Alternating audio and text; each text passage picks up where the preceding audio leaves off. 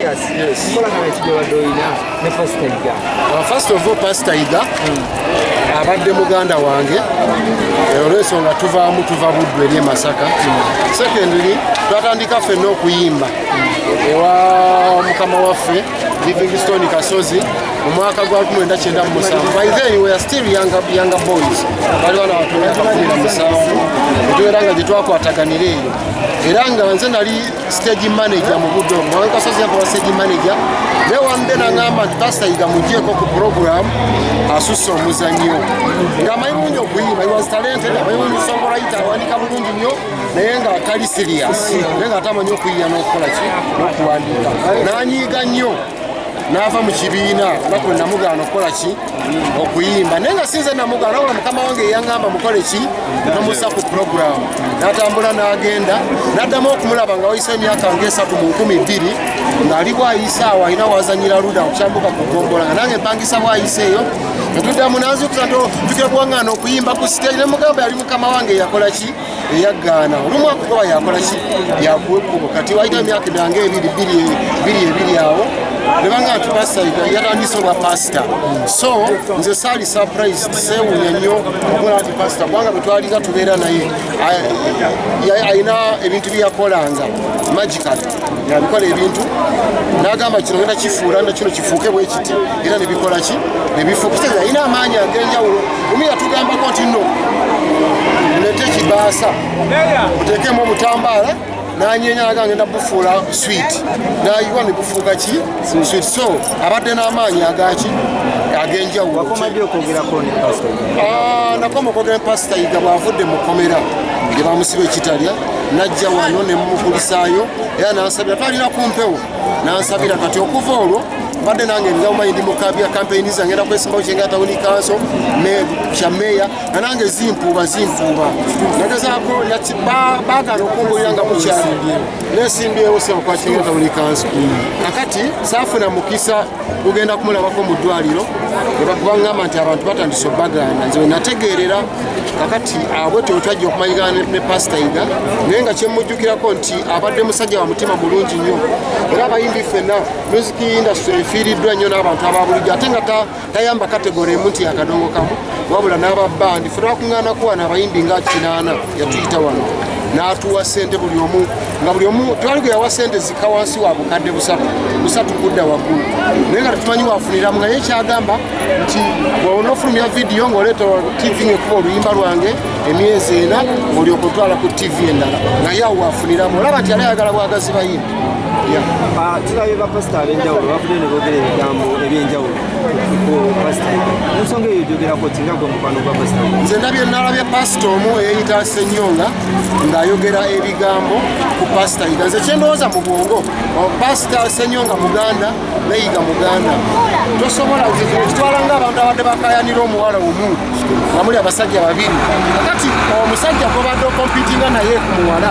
bwafa n'amukulekera aye notandika okutya n'amalaalo kitegeeza kya butiitiizi nnyo nnyo. Infacti yankemye nnyo n'okutuuka okulowooza nti oba si pasita nakati sikirowooza nti pasita. Yagambye Iga takola byamagero, Ssenyonga akola byamagero ki. Njagala tulina omuyimbi waffe pasita bamuyita Koroba Mulema yaga muleete wa Ssenyonga amutambuze ye engeri gyakola ebyamagero. Yabya ku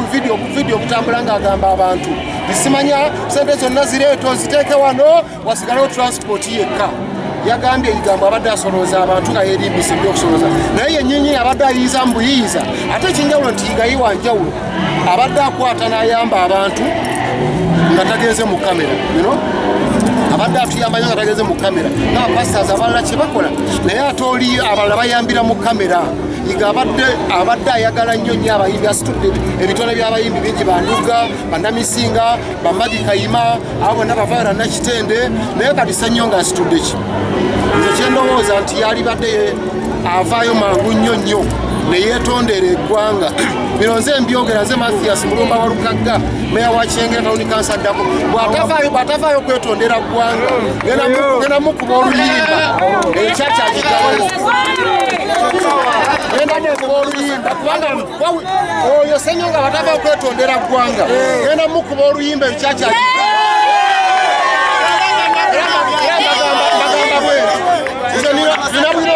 nga namukuŋŋaanyiza dda okola yavuddeyo n'ayogera bitakwatagana ebyekigwi ky'eddalu kati mu budde buno bwino namukoze eki namukuŋŋaanyiza njagala aveyo mangunya akola apology mu tivi zonna bw'atakikola eyo kyaki agenda kiggalawo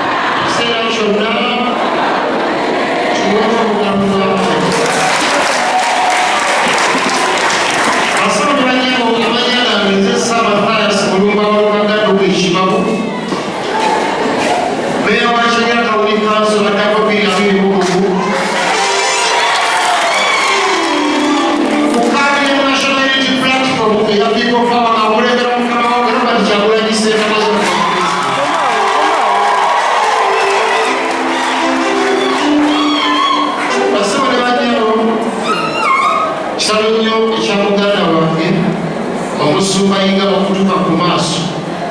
nze nno abadde muganda wange olw'ensonga twava wamu twasomoka lwera ekyokubiri twaliko ffenna twatandika ffenna okuyimba ewa mukama waffe eyebakirembe eringi yali ayitibwa Livingstone Kasozi mu kibiina ekiyitibwa Kampala Music Stars mu mwaka gwa 1997 mu budde obwo twali baana bato netutandikirayo obulamu mpolampola nga nnyimba era nze nalabirawo pasita Uganda ajja kubeera muntu wa byamagero olw'ensonga twalimu abayimbi bangi nnyo wapaalira muganda wange wibulya mu kibuga bwe mulaba yayimba akaalo ka Buganda kaddamu n'agamba nti ojja kukola erinnya ye teyafaangayo nnyo nnyo kuyimba naye nga yali yaganye ennyimba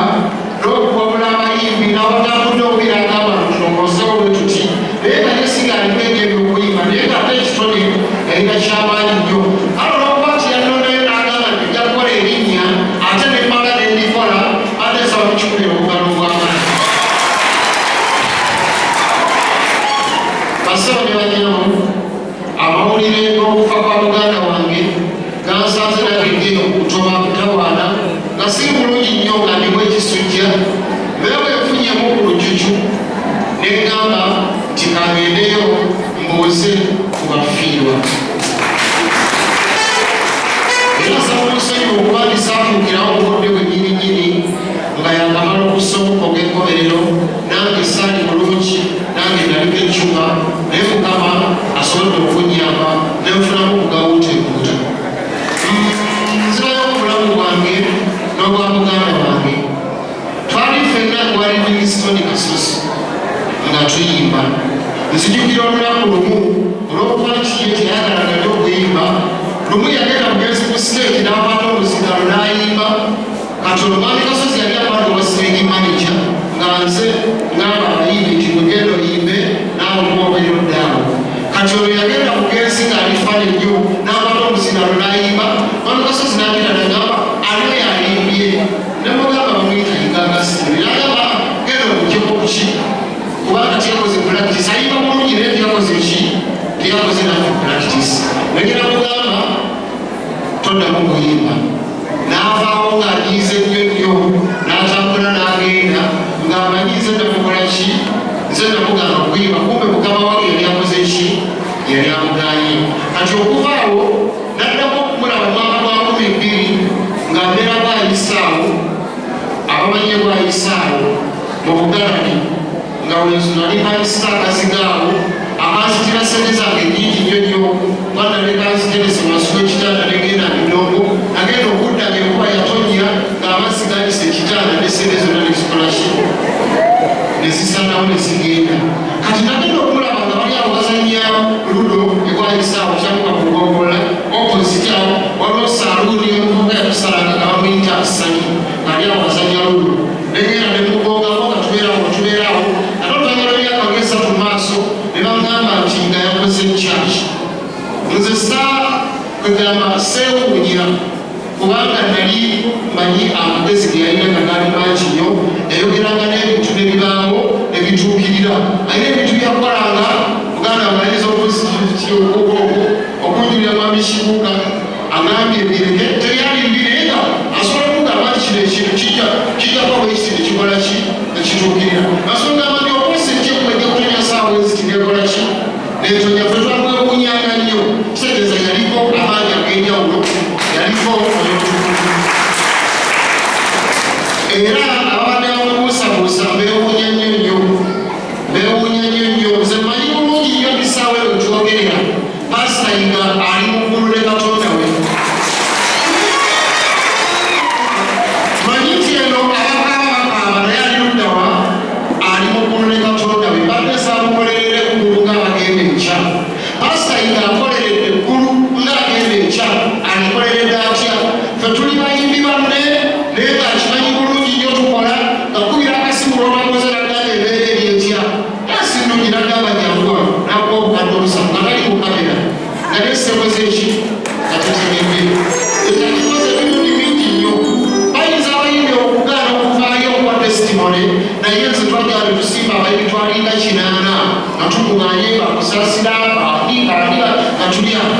n'atuwa ssente buli omu ndowooza yino 235 nezimuggwako ne mubuuza ofunira luddawa n'agamba bukimanyi bulungi nti nze okuyimba yewaffe gyennakolaki gyenatandikira njagala mukola videos nga musireetala ku vidiyo gyokola esooka kuzanya ku tv yange ebyeseera eseera bwegikolakolekonyitala ku tv endala nga ye ekyo kyayagala kupro ate ng'azikubira bwereere ate ng'awalala batujjako ssente kyewuunyisa nnyo omuntu ng'akudde ssente n'akusasula ate n'akuwa tv oluyimalo ne luyimbira bwereere okumala ebbanga ono simulabanga ndowooza bwaliba wakuddawo giribeera ebyaba nga bisomye mu 10 erijja okuddako tewalibeera muntu n'omu kubaliba alibangakyaliwo oyo pasita Yiga mbadde saagala nnyo okulumba osumba munne eyazze nayogera ebigambo ebitakwatagana obanyize bwendaba omuntu agakwatagana simuwaki simuwabudde wabula kugamba ekigambo kimu kyokka nti aveeyo etonde olwekyo kyeyogedde omuntu osobola okusobya mu butali bugenderevu tokimanyi osobola okusobya mutali buki mutali bugenderevu buli lwekwetonda n'ogamba nti basonyiwe bakola ki bakusonyiwa bweba mubadde mukaali nze kyemanyi kyali kibakayanya bebabagiziwa nze ababagizi mmalabanga omukyala omu aliko abasajja babiri abamukayanira kati omusajja bw'amala n'afa bwe mbadde mukaanira omukazi ate notandika n'okutya amagaalo nkwewuunya neneewuunya nentegera emukolaki era mbadde nsaba nsinzire wano nkoninge oba mbe mwami Ssennyonga nsalisale nti bw'atavaayo okwetonda olwekyo kyeyakoze ffenga abadde bamanyiiga n'abagoberezi okutukomyawo emitima ngenda kumukuba oluyimba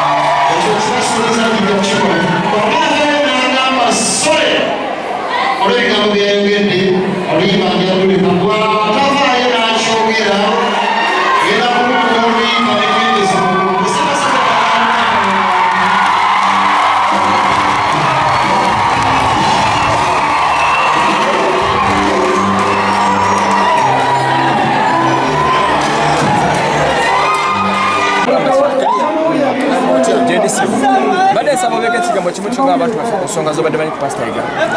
Ensonga z'obadde manyi ku Pastor Iga nzogedde nga ndi wali simanyi batobadde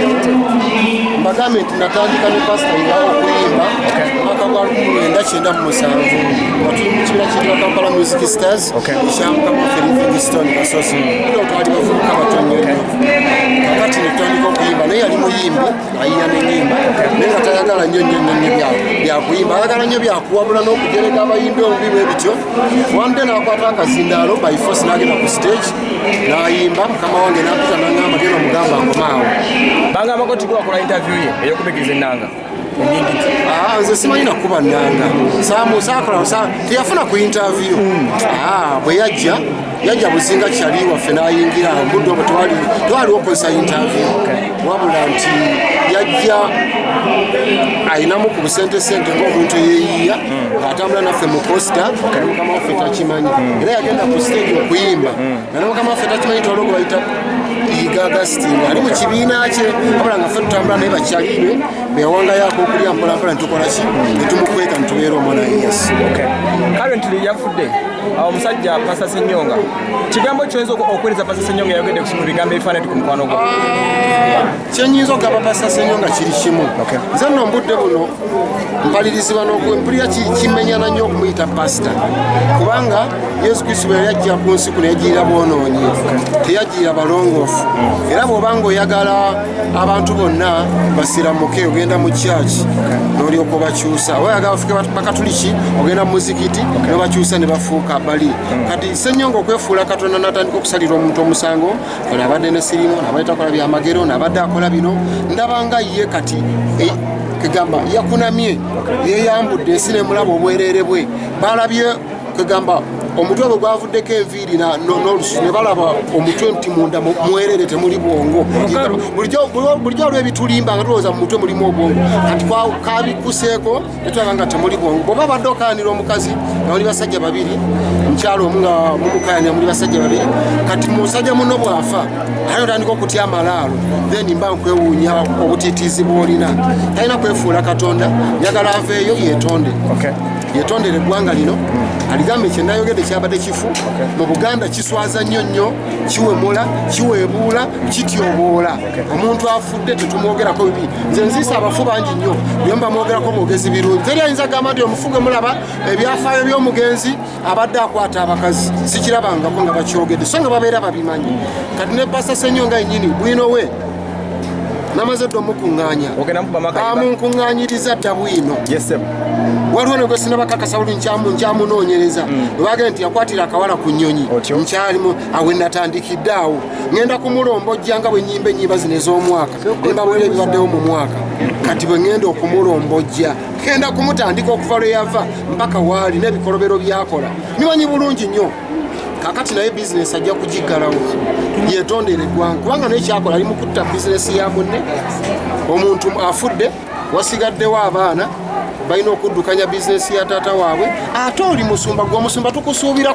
kuwabula buwabuzi bantu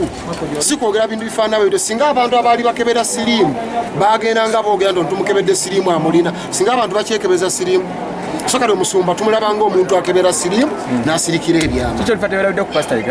abadde wa mutima mulungi nnyo abadde agaba nga talina muntu gw'atawa ate nga bw'aba awadde tawera mu kamera like other pastors too abadde akikola emirundi mingi nnyo n'abeera nga tuwa sente nyingi nnyo n'abatali bayimbi bonna nze nali bannabyabufuzi bembadde nabaawo nga nzija tebagamba nti pasita afudde nfudde kubanga mbadde nva eno kugombolola erubaga n'enzija sajja n'atuwa sente abadde ayagala nnyo nnyo abantu nga bwazifuna bwazisipendinga nga ye tafaayo ate ng'era amala n'afuna wande namusinkanako e South Africa Cape Town balinayo show ngenda okulaba surprising ng'ali awo mu maaso atudde nasituka nanfuwe nemubuuza pasita wajja ddiena nangamba nakoze church wano South Africa Cape Town era asaba nkubira akalango naye namukubira akalango eno pasita amannyi ewaffe abantu abawonya era church ye kati naye ebyaddirira mu maaso saabitegeera baali ba mutima mibi era ndowooza ne pasita Ssenyonga yalimu mu kubeera nga omusajja bamutawaanya kyakiye ne bagitwala sente ne bazikuba bagamba byava eno byonna byonna yoyo bwino gwendi mukuŋŋaanya gwengenda obbaleetera omwadde ennaku mmeka Pastor Ssenyonga singa avanyiriza nze kenyini sigenda muwa nnaku kuba nyinza n'okubeera nga oyinza n'okuwulira enkya olimba nga lufulumya oba okulosa enkya nze mugambye aveeyo etonde walabira bino Kole.